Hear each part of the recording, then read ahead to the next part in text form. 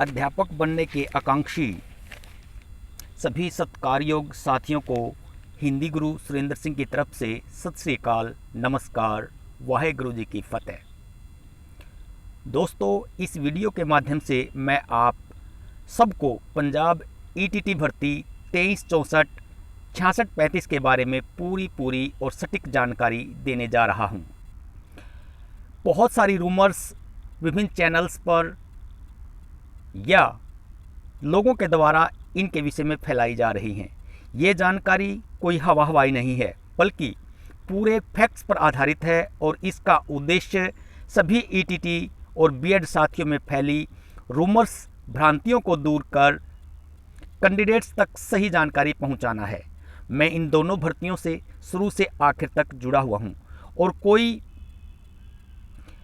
जो कुछ भी ये हो रहा है, आप सब लोगों की आपसी खींचतान के कारण हो रहा है। इसलिए मेरे मन में विचार आया कि क्यों न मैं सब साथियों को सच्चाई से अवगत कराकर किसी समाधान की ओर ले चलूं, ताकि सब इकट्ठे हों, आपस में बात करें और बात करके इन सारी समस्याओं का समाधान कर इन भर्तियों को सिरे चढ़वाएं। दोस्तों, असली कहानी शुरू होती है 6/3/2020 ईटीटी 2364 की एडवर्टाइजमेंट से, जिसमें एनसीटीई के 28/6/2018 के रूल के अनुसार बीएड को भी अलाउ कर दिया गया। लेकिन तब तक सब ठीक था, तब भी असली स्थिति बिगड़ती है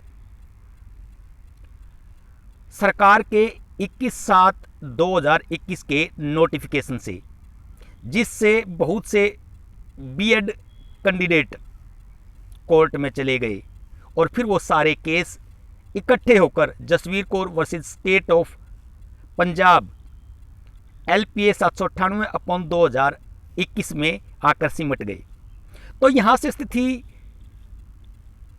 यहाँ तक भी स्थिति काबू में थी, लेकिन वास्तविक स्थिति बिगाड़ी 27/9/2021 को सरकार के जो ये नोटिफिकेशन आप इस स्क्रीन पर देख रहे हैं, इस स्क्रीन पर दिए गए नोटिफिकेशन में सरकार ने इस नोटिफिकेशन में क्लियरली मेंशन कर दिया कि बीएड को अलाउ नहीं किया जा सकता एनसीटी रूल के अनुसार, क्योंकि बीएड 1 से 5 तक के बच्चों के पढ़ाने के लिए सक्षम ट्रेनिंग उनके पास नहीं है।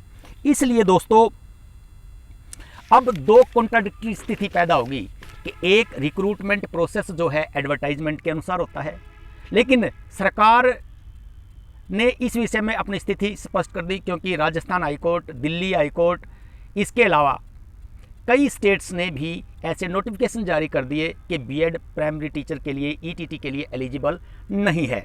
तो अब समस्या कोर्ट के सामने ये थी कि इस पर क्या किया जाए। तो दोस्तों, कोर्ट ने इसमें निर्णय ले लिया है, आप सबको पता है, जो कि अभी तक ऑफिशियल नहीं हुआ, परंतु ये लगभग 99% सच्चाई है कि जो हमारी पोस्ट्स हैं 2364, वो एडवर्टाइजमेंट है, वो कवैस हो चुकी है और वो री एडवर्टाइज होंगी। ये कोई ऑफिशियल जानकारी नहीं है, पर मेरे को लगता है 99% ये सही है। अब बात करते हैं, तो इसलिए इसमें अब बीएड का तो कोई मैटर रहा ही नहीं, ये रीएड होंगी तो केवल ईटीटी के लिए ही होंगी। अब बात करते हैं 6635 की। तो 6635 में भी बीएड का कोई विवाद नहीं है, एज का कोई विवाद नहीं है, इसमें विवाद केवल एक है, पीएस टेट का। और दोस्तों, मैं आपको जानकारी दे दूं कि सरकार ये जो 2364 थी, इसमें भी सरकार की तरफ से गलती हुई, और अब जो 6635 है, इसमें भी सरकार के द्वारा दो बड़ी गलतियां की गई हैं। वैसी गलती जैसी ईटीटी 2364 में की गई थी, जिसके कारण से उनकी एडवर्टाइजमेंट कवैस हो सकती है, और उसी प्रकार 6635 की भी एडवर्टाइजमेंट कवैस हो सकती है। आप नाराज होंगे, गुस्सा करेंगे, परंतु दोस्तों, फैक्ट्स को हम नहीं बदल सकते। मैं आपको क्या क्या फैक्ट्स हैं, किस कारण से ऐसा हो सकता है, ये बातें मैं आपको अब इसमें डिटेल में नहीं जाऊंगा, लेकिन मैं आपको 2-3 छोटे फैक्ट्स आपको दे देता हूं।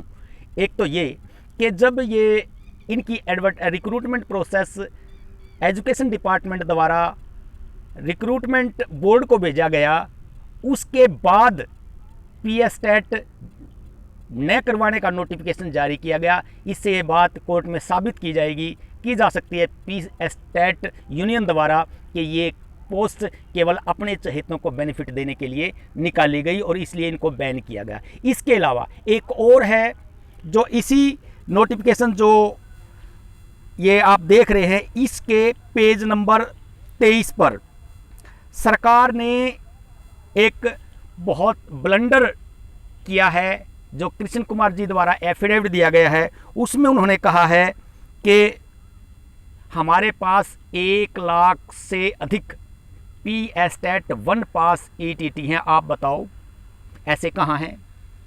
19,300 कैंडिडेट ईटीटी 66-35 के लिए अवेलेबल थे, अपीयर हुए थे, और आप सबको पता है केवल 10,700 ईटीटी पीएसटेट 1 पास हमारे पास अवेलेबल हैं। तो ये एक ब्लंडर गलती ये हुई है। इसलिए आपको मैं बता देता हूं कि CWP 15,410/2021, 15,436/2021 में 66-35 के लिए भी 9 दिसंबर 2021 तक सटे करवा लिया है पीएसटेट यूनियन ने। मैं आपको बता दूं, उनके पास बहुत ही सॉलिड ग्राउंड है इस भर्ती को रद्द करवाने का भी। भगवान ना करे, परंतु सच्चाई दोस्तों यही है, इससे मुंह नहीं मोड़ा जा सकता। अब हमने सोचना यह है कि इन वीडियोज़ को, इन वैकेंसीज़ को कैसे बचाया जा सकता है, कैसे इन वैकेंसीज़ को सिरे चढ़ाया जा सकता है। कम से कम हम 66-35 को तो सिरे चढ़ा लें। तो दोस्तों, इसको सिरे चढ़ाने के लिए, इसके समाधान के लिए मैं दूसरी वीडियो जल्दी ही अपडेट करूंगा। अगर आप लोग इस बात से सहमत होंगे, मेरी जो बातें हैं, जो फैक्ट्स हैं, क्योंकि मैंने जो दिए हैं वो केवल फैक्ट्स दिए हैं, मेरा कोई अपना निजी हित इसमें नहीं है।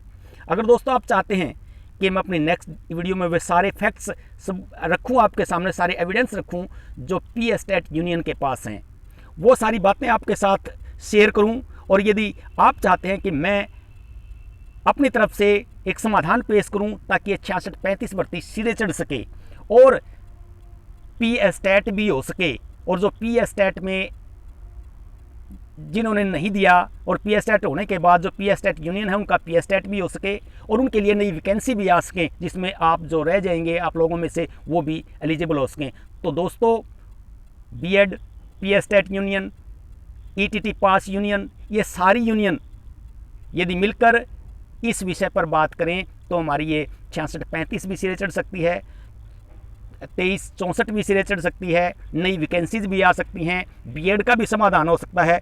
परंतु इसके लिए हम सबको आपस में चर्चा करना जरूरी है। यदि आप मेरी बात से सहमत हैं तो कमेंट करें, चैनल को सब्सक्राइब करके मुझे बताएं कि क्या मैं इस विषय पर समाधान और एविडेंस आपके सामने दूं, रखूं। धन्यवाद।